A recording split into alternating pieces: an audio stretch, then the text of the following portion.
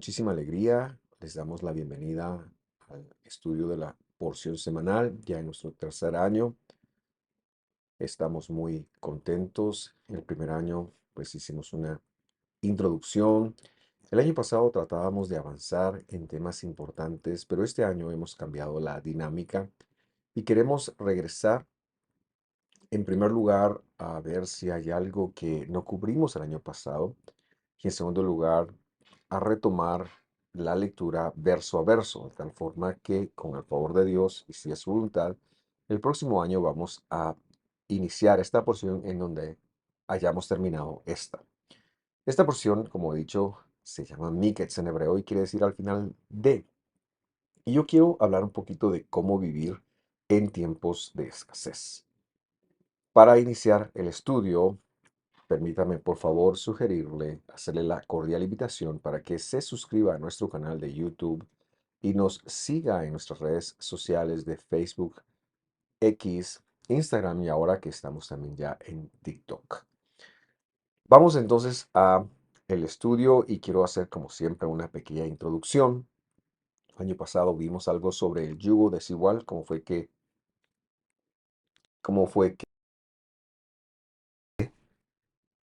se casó con la persona que se casó y a pesar de que ella era una adoradora del dios con D minúscula de la deidad de On, sin embargo, Dios la llamó al pueblo y por eso vemos el testimonio de los hijos de José que quedaron adoptados dentro del pueblo. Pero también vimos cómo José enfrenta rigurosamente a sus hermanos y vimos, o este ejemplo nos sirvió para entender una característica difícil del carácter divino. Y llegamos hasta el 43:30. Ahora, como decía al inicio, eh, hubo algunas cosas que no cubrimos. Este año regresamos al capítulo 41 y vamos a retomar la lectura desde el versículo 53 para recordar y aprender de esos años de hambre que se dieron en Egipto después de los 7 años de abundancia. Así que, con la alegría de siempre, vamos a la lectura. Bereshit 41:53. Cuando pasaron los 7 años de abundancia que había habido sobre la tierra, el texto va a seguir diciendo, pero se me hace importante conectar o hacer conectar que el texto es muy preciso, porque solo al leerlo precisamente, como es, entonces vamos a darnos cuenta de que la abundancia fue exclusiva de la tierra de Egipto. Es decir, las demás naciones vivieron los 7 años de abundancia en Egipto, las demás naciones lo vivieron normal. Lo que sí afectó a las demás naciones fue los 7 años de hambruna. El versículo 54 sigue la lectura. Cuando acabaron, ¿verdad? Esos 7 años de abundancia que había habido, versículo 54, comenzaron a venir los 7 años de hambre, tal como José había dicho. Entonces hubo hambre en todas las tierras, pero en la tierra de Egipto había alimento. Cuando esta traducción, pues estoy leyendo la Nueva Biblia de las Américas, traduce comenzaron, la palabra que usa la escritura es profanar. Y profanar en hebreo por lo menos quiere decir socavar. Es decir, los 7 años de hambre empezaron a socavar, empezaron a desgastar la tierra, como había dicho José en la interpretación que había hecho al, a- al faraón y que le había dado por medio de Dios. Ahora, esto es importante porque cabe mencionar que muchas veces el hambre toca y en el caso de la tierra de Egipto seguramente dejó de llover y bueno, ha de haber habido una sequía tan grande en Egipto y en todas las naciones que le rodeaban que dejó de haber pan, dejó de haber siembra, dejó de haber cosecha, de hecho eso es lo que pasa literalmente y por eso es que la tierra habla de un socavamiento y em, vemos que este ciclo se sigue repitiendo en muchas partes de la tierra. No siempre son tiempos de abundancia, no siempre son tiempos de opulencia. Pero para los hijos de Dios señalamos que siempre son tiempos de provisión, porque nuestra dependencia no se rige por la economía ni por lo que está pasando, sino por lo que Dios ha decidido, por lo que Dios ha predispuesto, por los propósitos divinos. Y por eso seguimos hacia el verso 55. Dice, cuando se sintió el hambre en toda la tierra de Egipto, el pueblo clamó a Faraón. Por supuesto, ellos buscan en su líder la capacidad de responder. Así que claman a Faraón por alimento, dice. Faraón le dijo a los egipcios, vayan a José y hagan lo que él les diga. Y aquí queremos conectar algo que está implícito en el texto. A veces habrá hambre, a veces habrá escasez, a veces no tendremos trabajo, a veces tendremos la acumulación de nuestros pagos por distintas circunstancias. Pero cuando esto exista, hemos de entender que siempre hay una revelación de parte de Dios. Y Faraón aquí les está indicando que busquen al hombre que Dios había designado. Ahora, yo no me quiero sentar acá para decirle a usted que busque a un hombre de Dios, porque ese no es el mensaje. El mensaje es que busque a Dios. Y José precisamente es lo que representa. Porque la sabiduría con la que José había hablado, la inteligencia con la cual él administró, no tenían mucho que ver con un mérito de él y sí con el propósito para el cual Dios lo había llevado a Egipto. Es decir, José estaba capacitado, era competente para sacar adelante la tierra de Egipto y para hacer descender a su padre, a sus hermanos, que era algo que Dios tenía en mente. Sin embargo, para Egipto, José sí que era la referencia, perdón, de buscar a Dios. Lo que queremos conectar, y esto es importante, es que cuando hay un problema de escasez, la respuesta está siempre en Dios. A veces las personas buscarán un banco, buscarán la inteligencia financiera de primer lugar, pero yo les sugiero a los creyentes buscar siempre a Dios. Quizás estamos formando parte de un propósito, quizás es una enseñanza, quizás debemos de confesar algún pecado, hacer algún ajuste, no lo sé, pero Dios sí lo sabe, Dios sí lo sabe. Y el consejo que quisiera dejar a usted es que el punto de partida es volver el corazón a Dios. Cuando estamos en problemas, queremos ser muy autosuficientes y queremos resolverlos por nosotros mismos. Buscamos a Dios casi que única y exclusivamente cuando ya nos sentimos que el agua nos sobrepasa o que la soga está al cuello. Pero aquí el punto es que Dios había puesto un hombre, y repito, por un propósito, y el propósito no me canso de decirlo, es decir, este era un propósito a largo plazo, era para hacer descender a Egipto, para hacerles bajar espiritualmente a una tierra para que fueran esclavizados, porque el pueblo tenía que multiplicarse, Dios llevaría muchos creyentes no de raza, no hebreos, los llevaría con él y tomaría una tierra prometida. Es algo que está escrito en el capítulo 15 de Génesis que Dios le ha dicho a Abraham, pero también porque todo apuntaba a la simiente. Y recordamos, por favor, recuerde usted, conecte usted que cada vez que yo menciono la palabra simiente, que es la palabra que se refiere a Abraham, a Isaac, no tanto descendencia, sino simiente, se refiere al Mesías. Vamos entonces al versículo 56. Bereshit 41, 56. Y dice así: el hambre se extendió en toda la superficie de la tierra. Entonces José abrió todos los graneros y vendió a los egipcios, pues el hambre era severa en la tierra de Egipto. Verso 57. Y de todos los países venían a Egipto para comprar grano a José, porque el hambre era severa en la tierra. Quiero hacer dos comentarios que aprovecho para tocar en la medida que a veces vamos leyendo la escritura, porque son creencias que se tienen dentro del mundo cristiano en cuanto, por ejemplo, El primero de los casos quiero hablar de lo que he traducido como la superficie de la tierra. Las palabras superficie de la tierra en hebreo son Pnei Haaretz, que quiere decir literalmente los rostros de la tierra. El origen de la palabra rostros, lo que traducen como presencia, es panim. Y literalmente quiere decir cara, quiere decir rostro. Algunas otras traducciones que he encontrado son faceta, superficie, razón.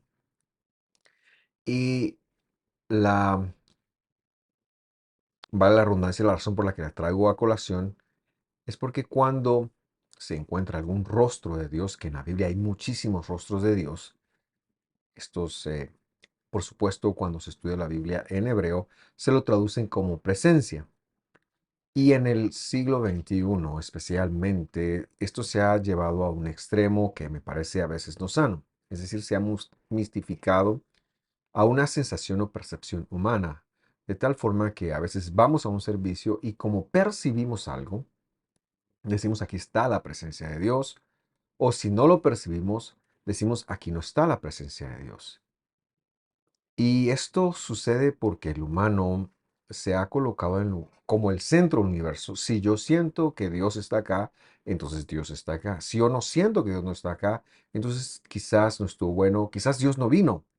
Pero esto es tener al humano como el centro del mensaje y reducirlo a una percepción o a una interpretación humana. No debemos de relativizar si sentimos a Dios o no. Cuando hablamos bíblicamente hablando de un rostro de Dios, de un panim de Dios, nos referimos a una superficie visible y tangible que demostraba el compromiso de Dios de vivir en medio de nosotros, de vivir entre nosotros. Pero al nosotros ser corruptibles, la escritura lo hacía como el anuncio de una representación, es decir, un rostro de Dios es un anticipo de la relación que llegaremos a tener con Dios cuando nosotros seamos incorruptibles, es decir, cuando tengamos cuerpos que no mueran. Hoy por hoy nuestros cuerpos no pueden tolerar la sola presencia de Dios. Por eso es que Jesús, para venir a la tierra, como Dios omnipotente que Él es y era antes de venir y siempre ha sido, Él tuvo que disminuirse, tuvo que dejar por un lado sus atributos de gloria, de grandeza que son incomprensibles para la mente humana y tuvo que disminuirse.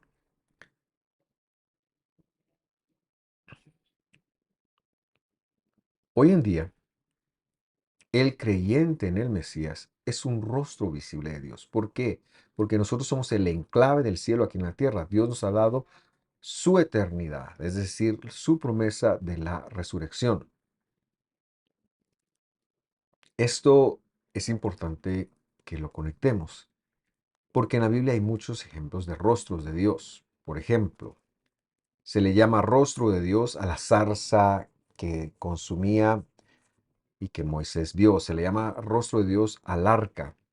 Pero, repito, no ha de entenderse como se lo entiende hoy en día como una sensación. Es más, era algo que se podía ver, era algo que se podía palpar. Y por eso es que reafirmo, hoy en día el rostro de Dios aquí en la tierra lo representamos nosotros. Nosotros somos los que damos a conocer a Dios, los que garantizamos seguramente o ciertamente que Dios ha de venir a la tierra.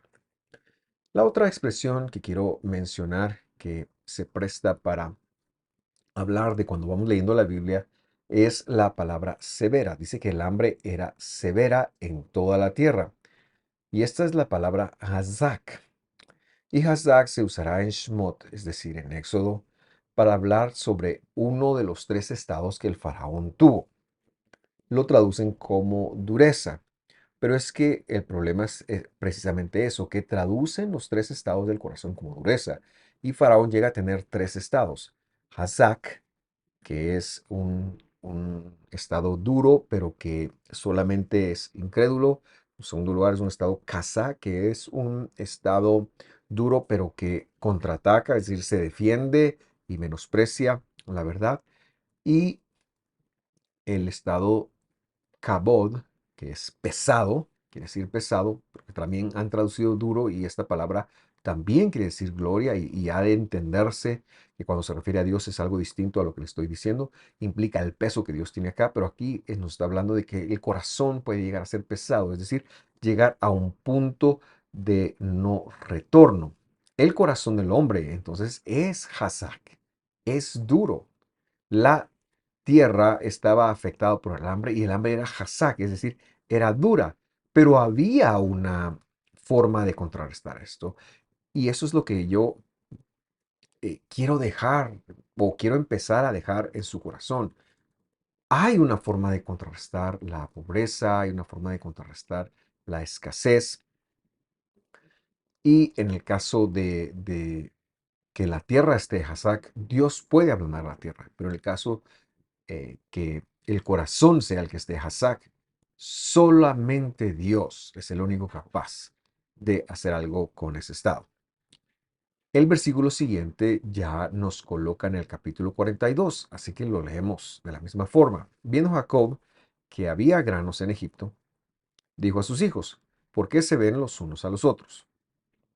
Este versículo es muy interesante. En primer lugar, viene en contexto con lo que ha narrado en el capítulo anterior. Es decir, hay hambre. El hambre es muy severa y ha llegado a Jacob, que se encuentra a varios cientos de kilómetros de distancia y que ya lo está sintiendo. Pero de pronto él ve que hay granos en Egipto y quiere hacer algo al respecto.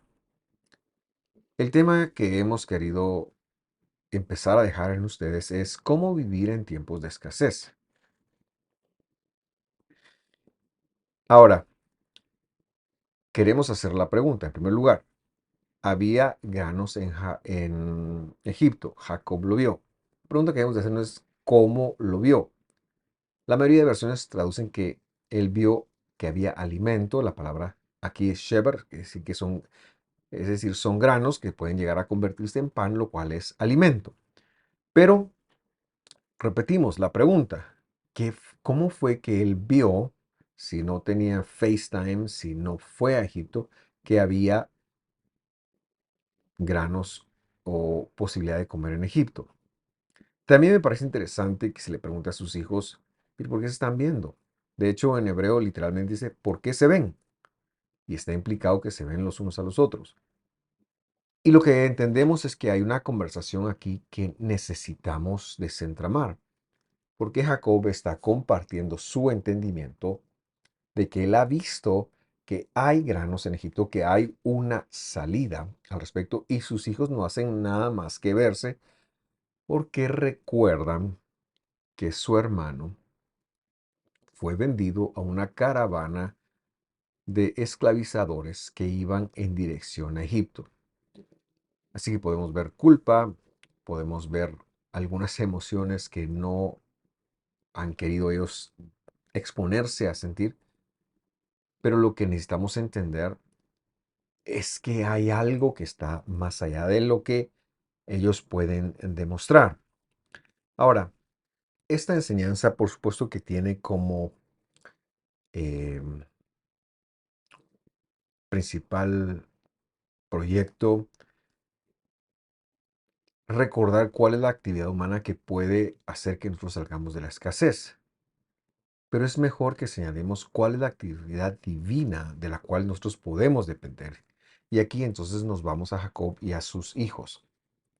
Por un lado, Jacob, que ha estado desconectado de Dios debido al dolor de haber perdido a su hijo, percibe de alguna forma, ya veremos cuál es la forma, siempre es esa forma porque es la forma de Dios, percibe que hay una disponibilidad de granos. Pero hay un peligro, hay que descender a Egipto. Y Egipto representa el, el mundo, este mundo. Egipto representa el gobierno del maligno. Egipto representa para el hombre espiritual el mundo. Es un lugar a donde se nos ha pedido que salgamos, se nos pide que no volvamos. Y Jacob lo sabía muy bien. Y lo sabía muy bien porque Dios le había pedido a su padre, le había dicho a su abuelo, y seguramente también le había hablado a él de no descender a Egipto. Para, porque Dios está preservando la simiente Recuerde usted, todo lo que se hizo en el testamento de los antiguos es en función de la simiente. Y en ese propósito ellos viven escasez, pero ahora Jacob tiene que considerar algo que no ha considerado. Y por el otro lado están sus hijos que tendrán alguna inquietud, no sabemos cuál. Dentro de la tradición judía se dice que ellos bajaron con la intención de buscar a su hermano y comprarlo y traerlo vuelta a casa porque estaban arrepentidos. No sabemos si fue así, pero lo que sí entendemos es que ciertamente se iban a encontrar con su hermano y por eso es que ellos están viendo sin una capacidad de reaccionar. Y Jacob los regaña porque él quiere que ellos se dejen de estar inactivos. Y lo que quiero enseñar entonces es que la inacción siempre es un problema. Frente al mar hay al mar de los juncos, ese mar que Dios abrió para que los israelitas pasaran en seco. Hay un gran conflicto. Los egipcios se acercan y los israelitas, algunos gritan, algunos lloran, algunos quieren pelear, están gritando, hay una total confusión. Y Dios le dice a Moisés, por qué quieres tú orar? No es momento para orar. Marcha, es momento de actuar, es momento de ejercer la educación. Y por eso decimos nosotros que siempre es un camino de educación. La salida de la escasez es un camino de educación y está en la escritura, está en la palabra de Dios y es nuestra fuente. Y aunque tenemos un papel en ello, como mencionaba hace algunos instantes, lo que queremos señalar más que cualquier otra cosa es que la salida de la escasez es una directriz divina, es algo que está en Dios y que debemos de aprender a afinar nuestro oído. Mira lo que dice el versículo 2. He oído, versículo 42, 2 dice, he oído que hay alimento en Egipto. Y añadió, desciendan allá y compren de allí para nosotros para que vivamos y no muramos. Lo que dice la Biblia es que él hizo Shema. Shmati dice, he oído, he escuchado. Y sabemos que por otros estudios, creo que en Hebreos fue cuando yo compartí esto, que el escuchar tiene tres aspectos en sí mismo en la Biblia. En la Biblia no existe el concepto de obedecer a ciegas. No, en la Biblia existe el concepto de escuchar, que quiere decir enfocar, en primer lugar. En segundo lugar, quiere decir entender o conectar.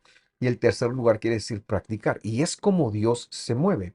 Y aquí lo que vemos es que Dios se encargó de que Jacob supiera y conectara que habían alimento o que había una forma de salir de la escasez en Egipto.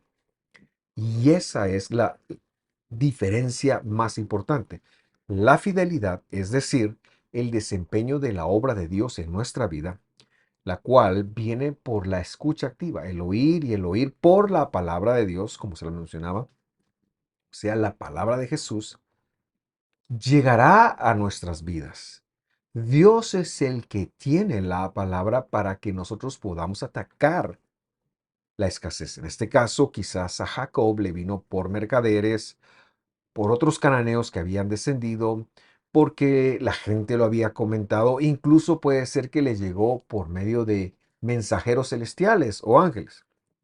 Pero lo que está claro es que él conectó, enfocó, conectó y supo que debía de descender a Egipto. Y decimos descender con conocimiento de causa, porque si usted se percata, cada vez que un israelita o cualquier persona viajaba de Israel o de Jerusalén a cualquier otro lugar, descendía, porque su nivel espiritual descendía. Eso es lo que quiere decir. Y cuando viajaba de cualquier país hacia la tierra de Israel, como una representación de la Jerusalén celestial, ascendía. Y aquí él está pidiendo a sus hijos, está a punto de enviar a sus hijos para que desciendan, lo cual implica un riesgo y un reto que debemos de tener conscientes. Dios es el que tiene la palabra para que salgamos de la escasez, pero esa palabra incluye ir a Egipto. El problema es que muchos de nosotros nos gusta Egipto, nos ponemos a negociar con Egipto y no volvemos. Y ese es un riesgo. Descender de Egipto, descender a Egipto, perdón. que es un prototipo de lo mundano, de lo temporal. Pero también no hemos de tener, hay una tensión rica acá, porque no hemos de tener temor de descender. Hemos de volver siempre y por eso es que nuestra interacción con este mundo debe ser siempre entendiendo que nosotros tenemos la ciudadanía en los cielos y vamos a este mundo porque ahí es donde está el grano, pero es que el grano se va a acabar. El grano no es para siempre. Lo más importante es la escritura. Y debemos de aprender a descender a Egipto, pero regresar, ascender al nivel espiritual que Dios nos quiere, o en el cual Dios nos quiere, perdón. Y para ello es necesario afinar en tu oído. No pongas tu corazón por lo que está en Egipto, porque eso va a generar escasez después, o quizás te vas a perder en la opulencia o en la am, falsa prosperidad, una prosperidad que se enfoca solamente en bienes. No, Dios quiere que aprendas a escuchar su voz y a descender a Egipto, pero que vuelvas y que asciendas a, de nuevo a depender de Dios, a estudiar de Dios, a guardar su palabra, a guardar sus mandamientos, a aprender sus competencias. El resto del relato sigue diciendo, verso 3, entonces 10 hermanos de José descendieron. Vea que aquí ya no son hijos de Jacob, son hermanos de José, porque José tiene una preeminencia en este relato. Descendieron para comprar grano en Egipto. Pero Jacob no envió con sus hermanos a Benjamín, hijo, hermano de José, porque dijo, no sea que suceda algo malo. Ahora veamos un error. Verso 5. Los israelitas fueron juntos con los que iban a comprar grano, pues también había hambre en la tierra de Canaán. Quiere decir que se pegaron a otros cananeos. Por eso, cuando ellos llegan a ver a su hermano, no lo reconocen. José sí los reconoce, pero parecían cananeos. Aunque vivimos en este mundo, no somos de este mundo. ¿Cómo enfrentamos la escasez? Bueno, en primer lugar, hemos de entender que Dios es el que conoce dónde están los bancos de peces. Dios, por medio de su palabra, es el que nos dice cuál debe ser nuestra ética de trabajo, nuestra forma de hacerlo, pero también tiene una palabra específica para decirnos, en Egipto, en tu Egipto, allá hay granos. No tengas temor de descender y de trabajar, de hacer actividades humanas, temporales, por supuesto. Hay que comer, hay que eh, vestir a los hijos, hay que vestir a la familia, hay que cuidar a la familia. Pero no te olvides de ascender nuevamente para vivir en el mundo espiritual del cual tú eres parte. Yo quiero agradecerte por sintonizarnos en esta ocasión. Si tienes alguna duda o algún comentario extra que quieres dejar, ponlo en valga la redundancia, en los comentarios y te estaremos leyendo y contestando. Gracias por sintonizarnos. Seguimos el otro año con esta porción. Fuerte abrazo. Nos vemos hasta pronto.